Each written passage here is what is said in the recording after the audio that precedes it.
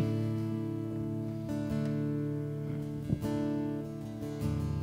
What else can we do, God?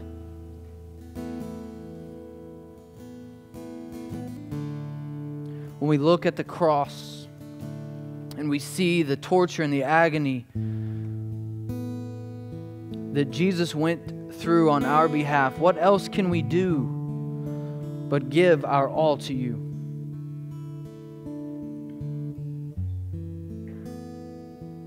Help us always, daily reflect the wonder and the power of the cross of Jesus Christ. May it be the driving force behind all of the good, Father, that we do in this world. And when we are down, when we have been defeated, when we have been betrayed, when things have not worked out the way we thought they would, may we look to it again for comfort and knowledge that all will be okay one day. Jesus, we want to glorify you and magnify you here tonight. We want you to be the answer in our lives. Be with us now as we open your word. In your name we pray. Amen. Amen. Well, it's good to see you here tonight. If you'll turn your Bible to the book of Genesis, for you beginners, just flip a few pages into the Bible. That's where it is. Genesis chapter 2. We're going to be jumping around a bit tonight, but we will have the scriptures for you on the screen so that you can stay focused. Tonight is our last installment of our Theology of Life series. And so we started with the question, how can we, what are we supposed to do when we become Christians? What is our life supposed to look like? We focus a lot on telling people that they need to make Jesus the Lord of their life, but then what do we tell them afterwards? And so that's what I wanted us to think about, not only what to tell people, but what should we do, right? Once we become Christians. And we found out from Matthew 5 that looks like being light in the world. That looks like shining bright the light in your life into this dark world. And so we started talking about different ways that we do that. We started by talking about our speech. We take our speech, we take our words everywhere we go, and so we talked about that. And then we talked about men and women, and we're all thankful that's over, okay? Can I speak for you guys? Okay, maybe it's just me. Anyways, we're gonna talk about work tonight, all right? I tried to figure out the percentage of your life you're going to spend in work, but I'm not really good at math. So I'm just going to tell you, you spend a lot of time at work, okay? You know that. You're going to spend a lot of time at work. If you're just getting started in life, you have that coming for you. If you're at the tail end of your life, you know, you spend a lot of time at work. If you're right in the middle of it, you've done a lot and there's still a lot to go. Be encouraged, okay? But work is a huge part of our lives. And tonight, I want us to get a biblical view of work, and then I want us to see how we've messed that up, and then I want us to go on to how Jesus can free us from the ways that we've messed work up to get back to God's view of work, the biblical view of work, okay? So let me give you the outline from the get-go here. This doesn't happen often, okay? So let me tell you, it's God's idea of work, first of all, then what we've made work, and then number 3, how Jesus frees us to rejoin God and His idea for work. And then we'll talk about a few practical things for the workplace at the end. I should let you know at the beginning that I will be heavily relying on the Bible, as I always do. But then another book that helped me a lot in this sermon preparation was the book by Timothy Keller, pastor in New York, Every Good Endeavor. If you haven't read it, you should read it. It's a very easy read. He writes very easily for us to read. So I'm going to be relying heavily on the Bible and that book. It's got good information. So I want to start tonight with God's idea of work. And for that, we're going to look at Genesis 2, verse 2. Okay, and we're going to have it on the screen, I think. There we go. So this is what Genesis 2:2 says. And on the seventh day, God finished His work that He had done, and He rested on the seventh day from all His work that He had done. So a couple of things that we need to look at here. God is resting. The work that God is resting from was the creation of the world itself, all right? God rested on the seventh day. So that means that the first thing that God does in the Bible is that He works. The first thing that God does in the Bible is He works. And so all of His creation is His work. Now, another thing I want you to notice, or remember, all through Genesis 1, He says, when He looks at something that He made, He says that it's good. And then after He created man and woman, He said it was very good. So God's work, God's creation, which is His work, is good and very good. To which all the lazy people said, dang it, right? Right? I could have swore that the Bible said somewhere that work's bad and we shouldn't have to do it, right? No, work is good. Work is really good, and so you should get with God and make work good in your life as well. Hopefully we're going to learn about that tonight. Something else I want you to notice. Look at Genesis 2:15. We're going to have it on the screen. There we go. The Lord God took the man, Adam, and put him in the Garden of Eden to work it and keep it. Here's something else you need to know that might not be encouraging to you people who don't like work. Work was in paradise. The Garden of Eden, before sin had entered into the world, there was work. God placed the man in the Garden of Eden to work it and to keep it. And the new earth, all right, the new earth, when Jesus comes back, the new earth that I believe we will all inhabit is going to have work as well. Revelation 22:3-5. We should have it up. There we go. No longer will there be anything accursed, but the throne of God and of the Lamb will be in it, and His servants will worship Him.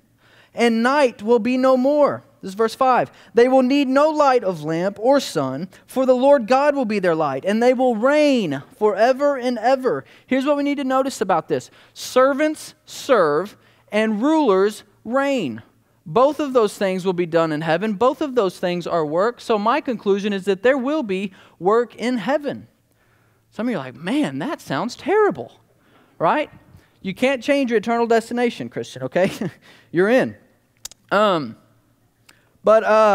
Here's what I want you to understand. It's not going to be the work that is so defined by monotony and sin like we find it here today. It's going to be the type of work where the ground does not fight back against us like we'll learn it started doing after sin entered the world in Genesis 3. It's going to be the good kind of work, the perfect kind of work that always satisfies us. So I want, before we get into how we've messed work up, I want us to think about work from the point of view of God, okay?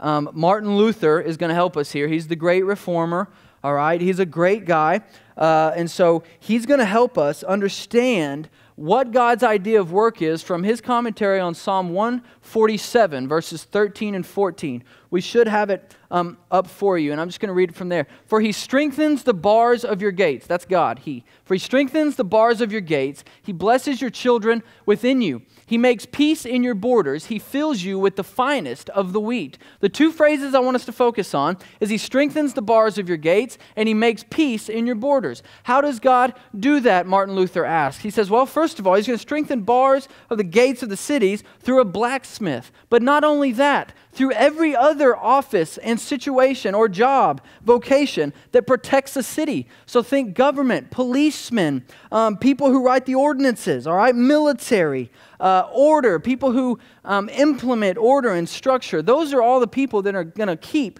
a place safe. And then how is it that He's going to make peace in our borders? Is it not through people who are going to practice honesty and integrity and participate in civic life and not just stay at home and not work and live off other people working?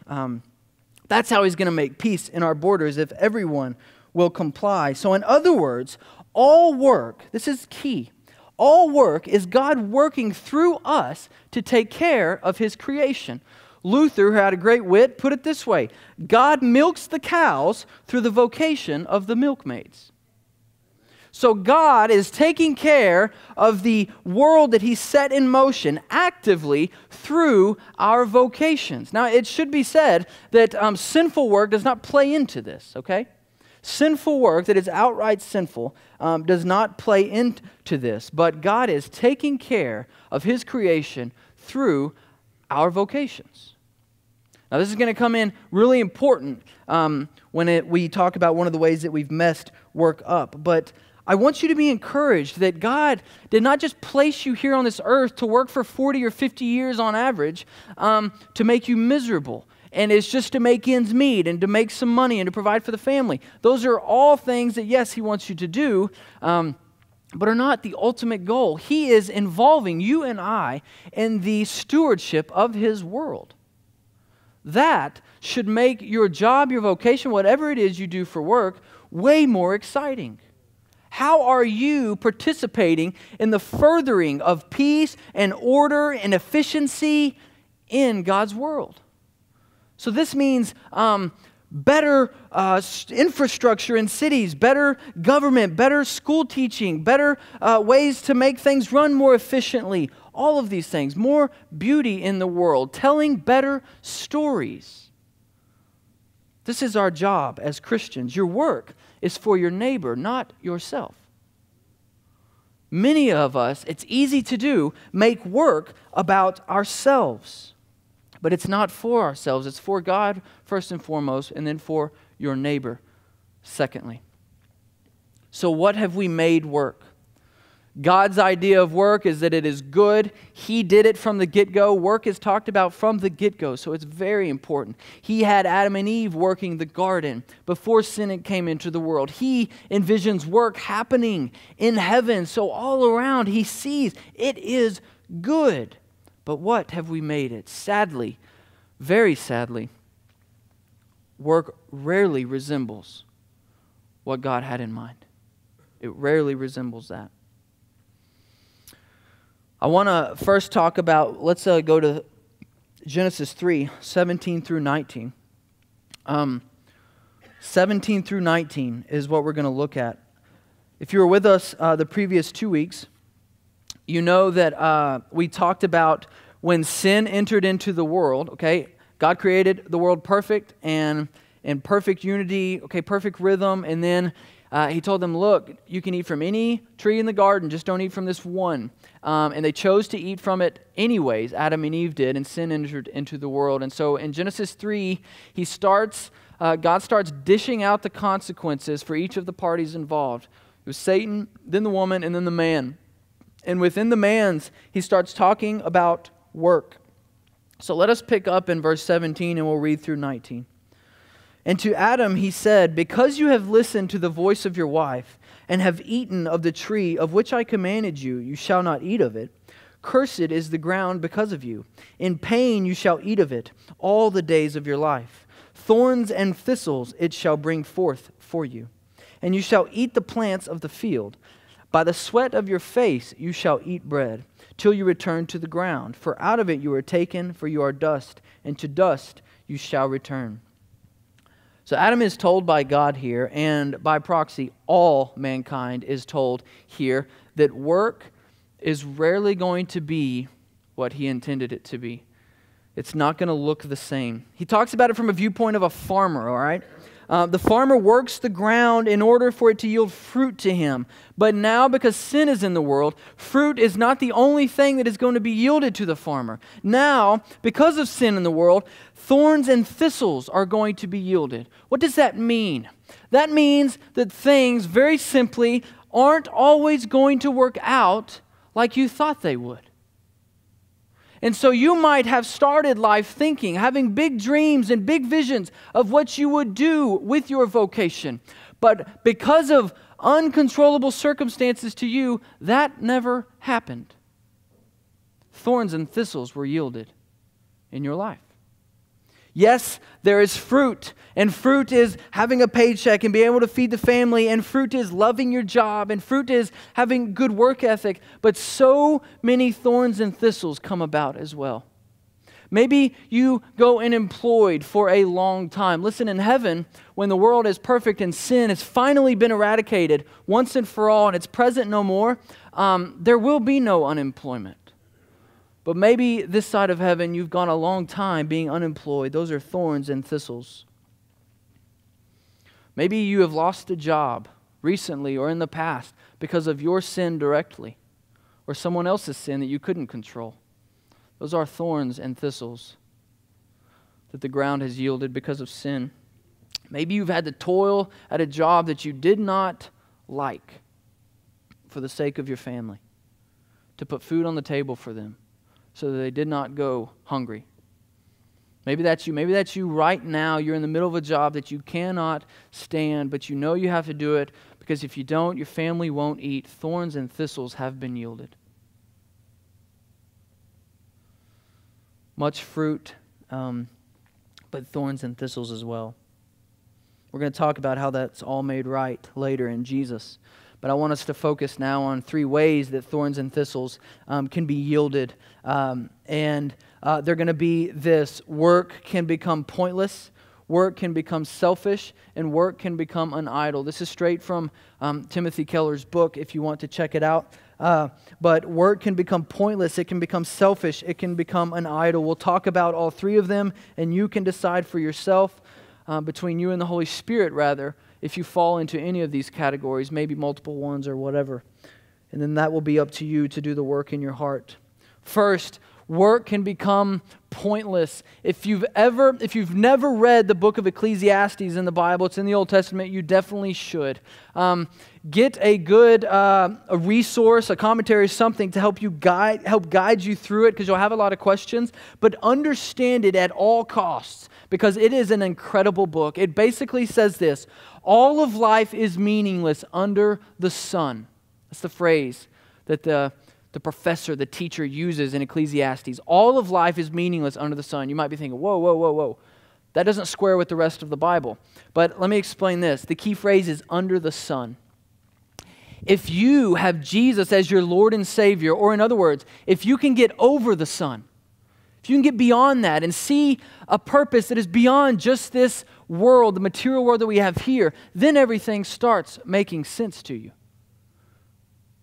You see that one day all of your work will make sense. You don't know how it will right now because you're not God, you're not perfect, you don't see everything, but you will one day.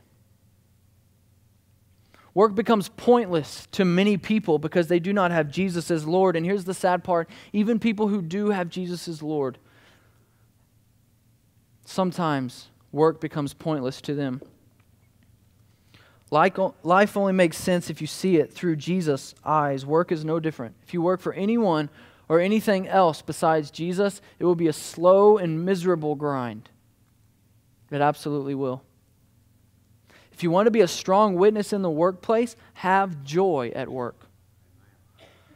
It's a simple concept, really hard to do, especially when there's circumstances that work that seem to make it impossible for you to have joy. But I'm telling you, if you want to be a good witness in this world, don't complain at work. Have joy at work, and you'll be different from everyone else. Maybe that's you. Work has become pointless. Or maybe work has become selfish. Work has become all about you. Keller uses the example of Genesis 11, which we've talked about here many times. And it's the people, they're going to build the Tower of Babel. And so they get together and they say, man, look, let's build a great city with a tower, with this great building with a tower, so that it can be, the top of it can stretch into the heavens so that we can make a name for ourselves. And so they get all their bricks together and they start building it. But here's the funny part. Moses, writing Genesis, mocks them by saying God came down to see the building that they had made. Here's the spiritual truth. You will never reach God's height on your own. He will always still be coming down. Not as a beat down on you and Him saying, I'm better than you, but He is better than us. He is holy. He is other. He is set apart. He is holy, holy, holy, the Bible says in Isaiah 6. Repeats it 3 times for a reason. So Moses said God came down to see it. And the reason, see here, I said it, but the reason they do this is so they may make a name for themselves. Keller says this: to make a name in the language of the Bible is to construct an identity for ourselves. We either get our name, our defining essence, security, worth, and uniqueness from what God has done for us and in us, or we make a name through what we can do for ourselves. And then Derek Kidner, a great Old Testament commentator adds this, and this one might sting a bit. It did with me. The elements of the story are timelessly characteristic of the spirit of the world. The project is typically grandiose. Men describe it excitedly to one another as if it were the ultimate achievement. At the same time, they betray their insecurity as they crowd together to preserve their identity and control their fortunes. Ouch. Has work become selfish? Has work become a way that you can make a name for yourself? See, the problem with that is when you do that, everyone else becomes a means to the end of you. Start using people. Christians should never be that way. Work is severely perverted when it becomes the stool upon which you will stand and tell the world, I am great. Work becomes severely perverted when it becomes the stool that you will stand upon and tell the world, I am great. Maybe that's you. Work has become selfish. The third and last one, maybe work has become an idol for you. What this means basically is to make a good thing an ultimate thing. We talk about idols a lot. You make a good thing an ultimate thing. Work is a good thing, but it is not an ultimate thing. It cannot save you, and that's what an idol is. We put our hope in certain things because we want salvation. We want to be saved. We have this nagging suspicion, and it's more than a suspicion, it's absolute knowledge that death is coming for us and we want to be saved. Many people look to work to save them. If I could be much, if I could be made much of in the eyes of the world, if I could be noble in my work, if I could make a lot of money, then I could have salvation. So the Bible is very clear, though. You make anything your God other than God, capital G-O-D, it's going to go bad for you. It's going to go bad for you. And see, we like to think about the Old Testament stuff of, Exodus, I think it's 33 or 32, where they make the golden calf, right? It's like, how ridiculous are they? I mean, they're going to worship a golden calf, at least make a lion, right? We like to say that, but here's the deal. Here's the deal. You can make anything an idol. You can make great things an idol. You can make serving God an idol if you're doing it for the wrong reasons. If you only serve when other people are watching, watch out. You're in dangerous territory. You can make giving financially to the church or to missionaries or whatever an idol. You can make an idol out of the best things in life. Often, it is the best things in life that are the most dangerous to be made into idols. It could be you. You've made work an idol. The problem, here's the biggest problem with making work an idol, is that you no longer fear God the most. You're fearing something else the most, which means that when push comes to shove in the moment of truth, you will lie, cheat, bribe to cut corners to protect the idol of work. It is more important than your holiness, your integrity, your calling from God to be a holy person.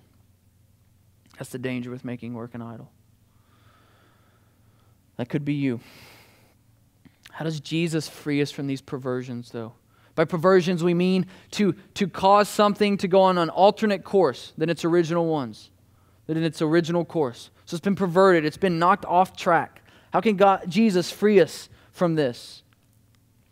These are beautiful answers. If Jesus is your Lord, then everything makes sense. So nothing's pointless anymore. If Jesus is your Lord, then everything makes sense and work is no longer pointless. You see that your work is an extension of God's control in the world. You have a part to play. No matter how menial you think your job is, it is for the good. God is furthering His world. You see, it starts in a garden. Where does it end? A city. Progress. You matter. If Jesus is your Lord, it's not pointless anymore. If Jesus is your Lord, then you no longer have to make work all about you and making a name for yourself, because Jesus has already made a name for you, and the way He did that was dying on the cross for your sins. So you have been made worthy. You have been given a name apart from anything you could do for yourself. Now, whether you conquer the world in business, or you run your little shop faithfully. Doesn't matter. Doesn't matter how big or small it is, because you have worth apart from anything you do or don't do. You have worth in the cross of Jesus Christ. You don't have to make a name for yourself anymore if Jesus is your Lord. If Jesus is your Lord, thirdly and finally, if Jesus is your Lord, then you no longer have to work. You no longer have to make work an idol, because you understand that salvation comes from Jesus and not being a good worker or a noble worker. You understand that you will be made right in the eyes of the Almighty Creator God, not because you did well at work, not because you were always on time, not because you cherished it and had hard work ethic, but because Jesus saved you. Jesus is the answer. So here's the beautiful news. There's a passage that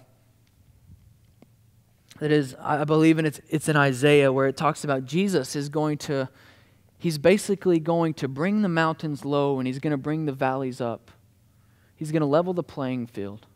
Here's what that means, or here's what that means in this context for us. If most of your life work has yielded thorns and thistles, there's a better day coming. There's a better day coming.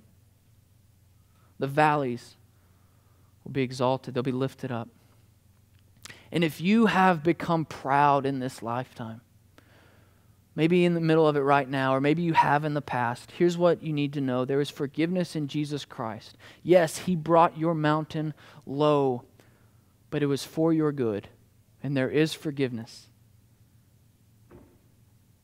He will wash all that away, all that pride, all that greed, all that selfishness, all that wasting time at work because you thought it was pointless. He forgives us, wipes the slate clean, remembers it no more. Yes, the mountains are brought low, but it's for our good. Jesus is the answer to all things.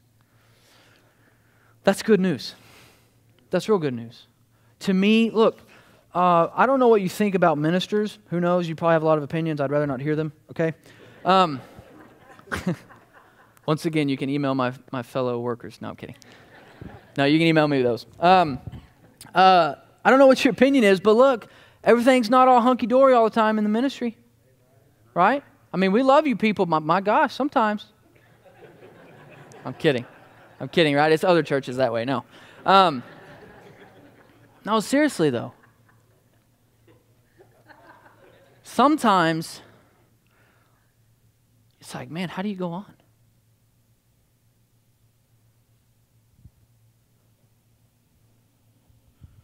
How are you going to wake up another Monday and go to that job? I'm not talking about me personally, all right? Nobody get worried. How do you do that? If work's your idol, it's not going to happen. If you are your idol, it's not going to happen. If pleasure is your idol, which is the one that leads to work becoming pointless, it's not going to happen.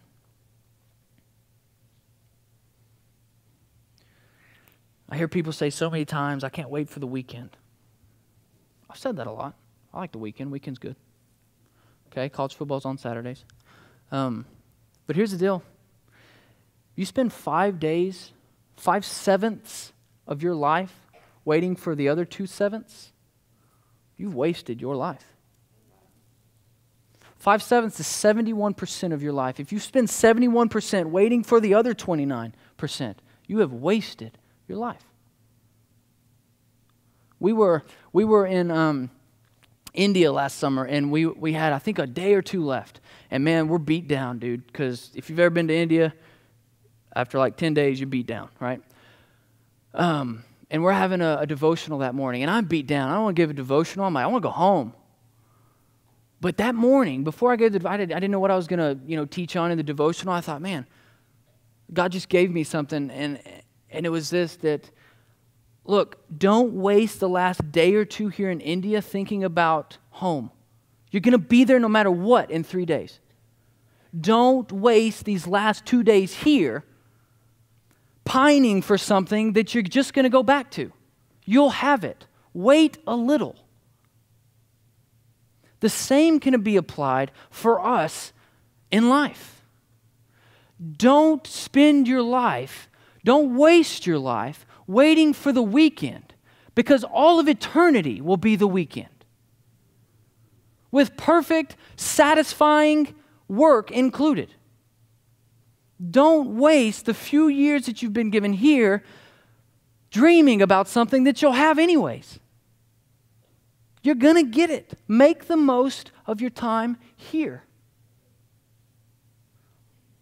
If you can understand that, you will be an absolutely different person come tomorrow morning, Monday. Okay? Jesus is the answer. I got to hurry. I want to tell you a few practical things for us, and then we'll be done, all right? A few practical helps. There are thousands of things that you can talk about as far as Christians at work. First of all, this isn't on there, but I'm just thinking about this. Hopefully, or don't view the work that is done at the church as sacred, and then the work that is done out there as secular. That is a false dichotomy. That is not true at all. It is not just sacred if you work in a church or for a nonprofit or if you're a missionary. Absolutely no way. If that's the case, God messed up big time. But He didn't. Everything that you do that is not directly sinful, obviously, but every work that you do outside of these four walls absolutely is sacred. So just remember that, okay, while we talk about these two things. We're going to make it really simple. To be a Christian in the workforce, people of Crestview, this is what we want to be. We want to be people of character and people of competence. 2 C's, right? We're Baptists, so we got to alliterate. Character and competence. Character, be a godly person. I know it seems simple, but you would be amazed.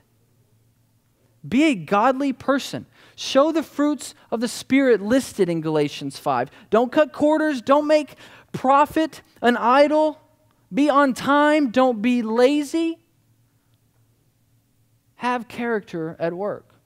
Here's what is blowing my mind, and you might think, well, that's really simple. How did you not know this? Well, I knew it, but it's just God is impressing upon me this last few weeks.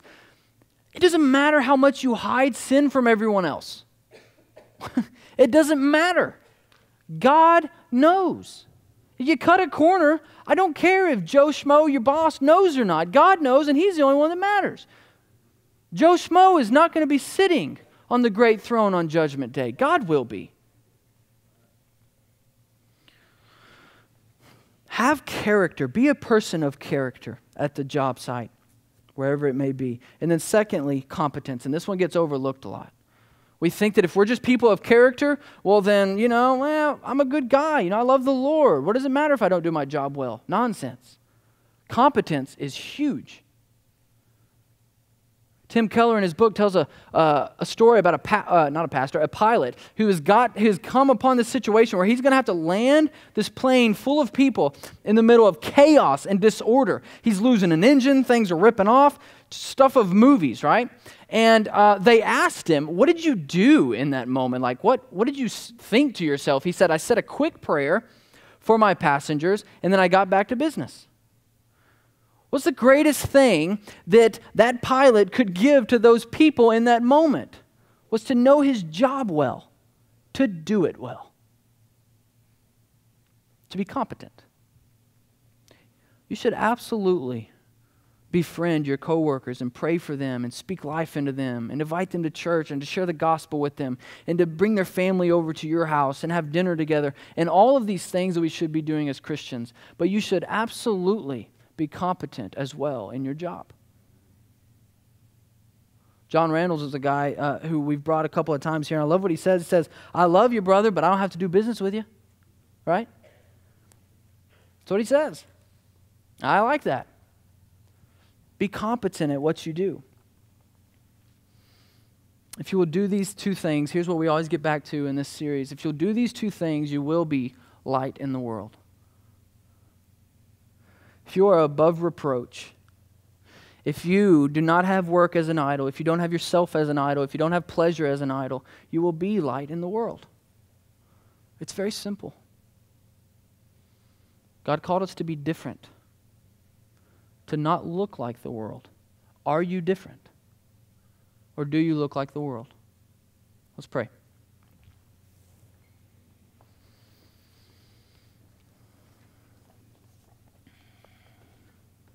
God, there's two things tonight that we have to address.